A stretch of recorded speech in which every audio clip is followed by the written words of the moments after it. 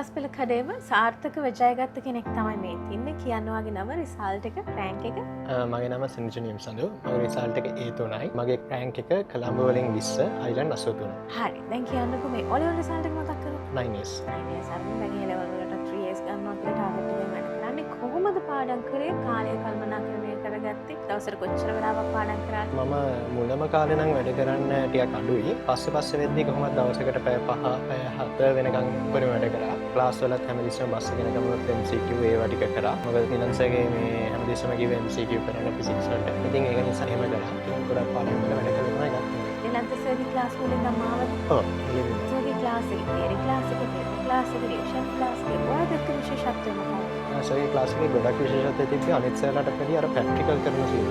එතකොට ඒ ප්‍රැක්ටිකල් නිසා අපිට අර ඒ මොහොතේ ඒ දේ හොඳටම තියරි එක අවධාරණය වෙනවා.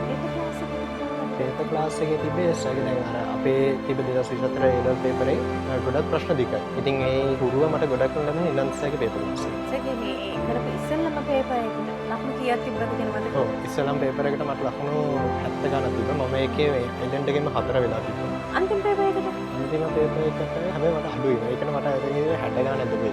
ඒ අඩු වුණාට ඒක සමස්ත එකකින් හැමෝටම අඩුයි. ඒ කියන්නේ ෂෝ එකක් තිබ්බ මම ඒකක් ගන්නවා කියලා. අනිවාර්යයෙන්. කියන්නකෝ මේ A level පේපර් එකද ලේසි සර්ගේ පේපර් එකද?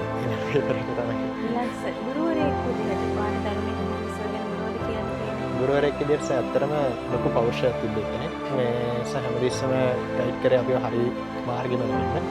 ගොඩක් වෙලාවට දැන් මුලම කාලේ මට හොඳටම මතකයි සර් හැමදාම පැයක් විතර අරගෙන අපිට හැමදෙස්සම බයිනවා මේ ෆෝන් එකේ ඉන්න එපා. වැඩ කරන්න, තමන්ගේ ටාගට් කරන්න, තමන්ගේ පවුල ගොඩ දාන්න බලන්න. ඇත්තටම මේව ගොඩක් සර්ගේ වැදුනා අපේ. ඇත්තටම මේ ලොකු ජයග්‍රහණ ගන්න සර්ගේ ඇත්තටම ලොකු සපෝට් එකක්. හරි ඉස්සරහට එනවා කරන්නේ මම කොහොමද මල්ලි කොහොමද ඔයා නිලන්ස් සර්ගේ ක්ලාස් එකට ඇත්තටම ෆිසික්ස් වලට ඒකක් ගන්නවා නම් සර් ගාවට එන්න. කෙටියෙන්ම කිව්වා නේද?